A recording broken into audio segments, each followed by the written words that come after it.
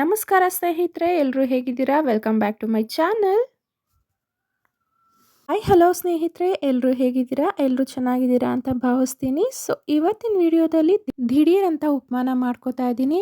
ಇದು ರವೆ ಉಪ್ಮಾ ಅಲ್ಲ, ಮಿಕ್ಕಿರೋಂಥ ಇಡ್ಲಿಯ ಉಪ್ಮಾ. ಸೊ ನಿನ್ನೆ ಉಳಿದಿರೋಂಥ ಇಡ್ಲಿಯನ್ನು ಬಿಸಾಕದೆ ನಾನು ಈ ರೀತಿ ಒಂದು ದಿಢೀರ್ ಅಂತ ಉಪ್ಮಾನ ಮಾಡ್ಕೊತಾ ಇದ್ದೀನಿ. ದಯವಿಟ್ಟು ಯಾರೂ ಸಹ ಊಟನ ವೇಸ್ಟ್ ಮಾಡೋದಕ್ಕೂ ಹೋಗಬೇಡಿ. ಎಷ್ಟೋ ಜನಕ್ಕೆ ಈ ಊಟನ ಸಿಗದೆ ತುಂಬ ತೊಂದರೆ ಅನುಭವಿಸ್ತಾ ಇದ್ದಾರೆ ಪ್ರಪಂಚದಲ್ಲಿ. ಸೊ ನಾನಿವತ್ತು ದಿಢೀರ್ ಉಪ್ಮಾಗೆ ನಾರ್ಮಲಾಗಿ ಕಟ್ ಮಾಡ್ಕೊಂಡಿರೋ ಅಂಥ ಈರುಳ್ಳಿ, ಟೊಮೆಟೊ, ಮೆಣಸಿನ್ಕಾಯಿ, ಕೊತ್ತಂಬರಿ ಸೊಪ್ಪನ್ನು ಕಟ್ ಮಾಡಿ ಇಟ್ಕೊಂಡಿದ್ದೀನಿ. ಹಾಗೆ ಇಡ್ಲಿಯನ್ನು ಈ ರೀತಿ ಚೆನ್ನಾಗಿ ಪುಡಿ ಮಾಡ್ಕೊತಾ ಇದ್ದೀನಿ. ಕಿವುಚಿದ್ರೆ ಪುಡಿ ಆಗುತ್ತೆ ಇದು.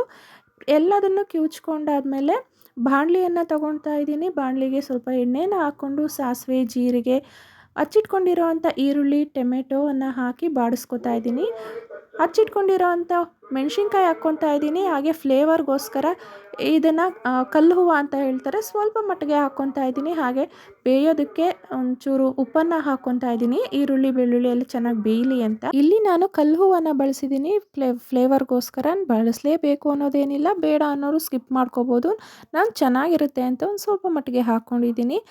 ಗಟ್ಟಿ ಇರಬೇಕಾದ್ರೇ ನೀರನ್ನು ಹಾಕ್ಕೊಳ್ದೆ ನಾವು ಪುಡಿ ಮಾಡ್ಕೊಂಡಿರೋ ಅಂಥ ಇಡ್ಲಿಯನ್ನು ಹಾಕ್ಕೋಬೇಕು. ನಾನು ನಾರ್ಮಲಾಗಿ ಉಪ್ಪಿಟ್ಟು ಮಾಡಬೇಕಾದ್ರೆ ರವೆನ ಹುರಿದು ನೀರನ್ನು ಹಾಕಿ ಬೇಯಿಸ್ಕೋತೀವಿ. ನೀರು ಚೆನ್ನಾಗಿ ಕುದೀತಿರ್ಬೇಕಾದ್ರೆ ರವೆನ ಹಾಕ್ತೀವಿ. ಇದಕ್ಕೆ ನಾವು ನೀರನ್ನು ಹಾಕುವಂಥ ಅವಶ್ಯಕತೆ ಇಲ್ಲ.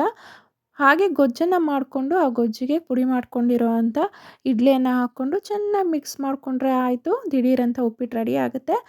ಇದು ಮಾರ್ನಿಂಗ್ ಟಿಫನ್ಗೆ ಬೇಗ ತಿನ್ನೋದಕ್ಕೆ, ಹಾಗೆ ಮಕ್ಕಳ ಬಾಕ್ಸಿಗೆ ಅಂತಲೂ ಸಹ ಮಾಡ್ಬೋದು. ಯಾವುದೇ ಥರದ ಟೇಸ್ಟಲ್ಲಿ ವೇರಿಯೇಷನ್ಸ್ ಏನೂ ಇರೋದಿಲ್ಲ. ನಾರ್ಮಲ್ ಉಪ್ಪಿಟ್ಟು ಹೇಗಿರುತ್ತೋ ಇದು ಹಾಗೇ ಇರುತ್ತೆ.